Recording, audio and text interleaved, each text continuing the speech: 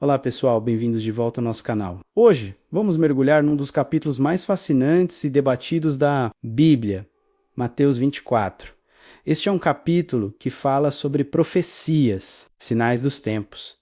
E a segunda vinda de Jesus é um texto denso, cheio de simbolismo e que por vezes pode parecer um pouco assustador ou confuso, mas a minha intenção aqui não é causar medo, e sim trazer clareza e encorajamento. Vamos juntos desvendar as mensagens de esperança e preparo que Jesus nos deixou. Então, se você já se perguntou o que significam todas aquelas profecias, pegue sua Bíblia, prepare seu coração e vamos começar essa jornada de estudo juntos. Tudo começa com os discípulos maravilhados com a grandiosidade do Templo de Jerusalém. Eles apontam para Jesus e dizem: olha que construções magníficas. E a resposta de Jesus é chocante. Ele diz: eu lhes garanto que não ficará aqui pedra sobre pedra. Todas serão derrubadas.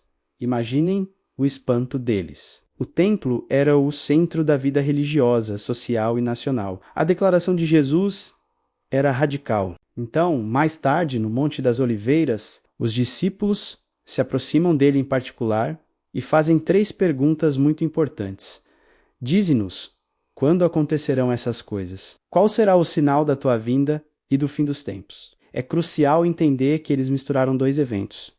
A destruição do templo, que era algo local e que aconteceria na geração deles, e a volta de Jesus, um evento futuro e global. Jesus, em sua sabedoria, responde a ambas as questões. E é por isso que o capítulo pode parecer complexo. Ele entrelaça os sinais. Jesus começa alertando: cuidado para que ninguém os engane. Este é o primeiro e mais repetido aviso. Ele diz que muitos virão em seu nome, dizendo: eu sou o Cristo, e enganarão a muitos. A história nos mostra que isso aconteceu e continua acontecendo. Falsos messias e falsos profetas sempre existiram. Por isso, o discernimento baseado na palavra de Deus é fundamental. Não podemos seguir qualquer vento de doutrina ou qualquer pessoa que realize grandes sinais. A nossa base tem que ser a verdade das Escrituras. Depois, Jesus fala de guerras e rumores de guerras. Ele nos tranquiliza dizendo: não tenham medo. É necessário que tais coisas aconteçam, mas ainda não é o fim. Ele também menciona fomes, terremotos em vários lugares, e aqui está o ponto-chave. Ele diz que tudo isso é apenas o princípio das dores. Pensem numa mulher em trabalho de parto. As contrações começam, aumentam de frequência e intensidade, sinalizando que o nascimento está próximo. Da mesma forma, esses eventos não são o fim em si, mas sinais que apontam para algo maior que está por vir. Eles mostram que a história está caminhando para o seu clímax, de acordo com o plano de Deus. Em seguida, a profecia se torna mais pessoal. Jesus avisa os seus seguidores que eles serão perseguidos, odiados por causa do seu nome e até mesmo entregues à morte. A lealdade será testada. Ele fala que muitos tropeçarão e trairão uns aos outros. Em meio a esse cenário sombrio, surge um alerta poderoso. Por se multiplicar a iniquidade, o amor de muitos esfriará. Vemos isso hoje? Pessoas cada vez mais focadas em si mesmas. A falta de compaixão, o egoísmo, é um sinal dos tempos. Mas logo em seguida vem uma promessa incrível. Mas aquele que perseverar até o fim será salvo. A perseverança na fé, no amor e na esperança é a nossa resposta a esses tempos difíceis. Não se trata de uma salvação pelas obras, mas da evidência de uma fé genuína que resiste às provações. E então, Jesus dá um sinal de esperança global. Ele diz: e este evangelho do reino será pregado em todo o mundo como testemunho a todas as nações. E então, virá o fim. A missão da igreja é clara. Antes do fim, todas as pessoas, de todos os povos e línguas, terão a oportunidade de ouvir as boas novas da salvação em Cristo. A tecnologia hoje permite que o evangelho alcance os cantos mais remotos da terra. Nós fazemos parte do cumprimento desta profecia cada vez que compartilhamos nossa fé. Agora, Jesus volta a falar de um sinal mais específico, ligado à destruição de Jerusalém. Ele menciona o abominável da desolação, de que falou o profeta Daniel no lugar santo. Muitos estudiosos entendem que isso se refere à profanação do templo por exércitos inimigos. Para os judeus do primeiro século, isso foi um sinal claro para fugir da cidade. E a história confirma que os cristãos que ouviram o aviso de Jesus e fugiram de Jerusalém em 66 d.C., antes do cerco final do general romano Tito em 70, foram salvos da terrível destruição que se seguiu. Jesus estava dando um conselho prático e vital para a sobrevivência deles. Depois de descrever essa grande tribulação local, em Jerusalém, a linguagem de Jesus se torna cósmica e universal, apontando claramente para a sua segunda vinda. Ele diz: logo depois da tribulação daqueles dias, o sol escurecerá, a lua não dará a sua luz, as estrelas cairão do céu e os poderes celestes serão abalados. Isso não é algo local, é um evento que afetará todo o universo. É o colapso da ordem criada como a conhecemos, preparando o palco para a chegada do rei. E então, o grande momento. Então aparecerá no céu o sinal do Filho do Homem, e todas as nações da terra se lamentarão e verão o Filho do Homem vindo nas nuvens do céu com poder e grande glória. Não será um evento secreto, não será algo que só alguns verão, será visível, inconfundível, glorioso e global. Todos os povos, de todas as épocas, verão o Rei Jesus retornando, não mais como um servo sofredor, mas como o juiz e senhor de toda a criação. Ele enviará seus anjos com um forte som de trombeta, para reunir os seus escolhidos dos quatro ventos, de uma extremidade à outra dos céus.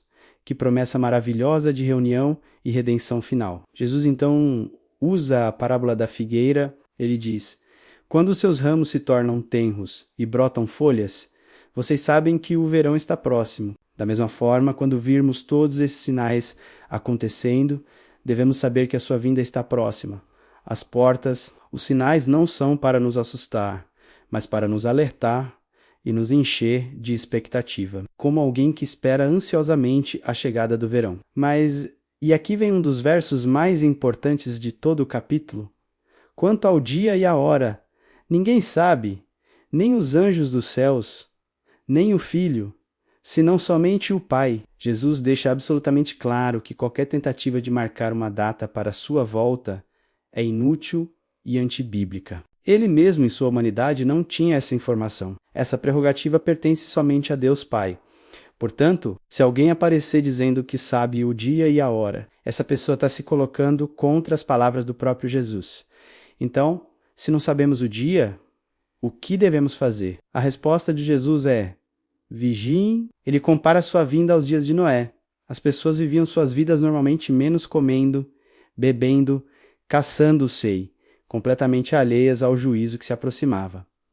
Até que o dilúvio veio e levou a todos. A vinda de Jesus será, sim, inesperada para o mundo distraído. Ele diz que 2 homens estarão no campo, um será levado e o outro deixado. 2 mulheres estarão moendo, uma será levada e a outra deixada. Isso ilustra a separação repentina que ocorrerá. A conclusão de Jesus para tudo isso não é especulação, mas preparação. Portanto, vigiem, porque vocês não sabem em que dia virá o seu Senhor. E ele usa a imagem do dono da casa e do ladrão. Se o dono da casa soubesse a que hora o ladrão viria, ele estaria preparado. Como não sabemos a hora, a única solução é estar sempre preparado. A vigilância não é um estado de pânico, mas de prontidão espiritual constante. É viver cada dia como se Jesus pudesse voltar hoje, mas planejando e trabalhando como se ele fosse demorar. Finalmente, Jesus conta a parábola do servo fiel e prudente. O Senhor coloca um servo para cuidar de sua casa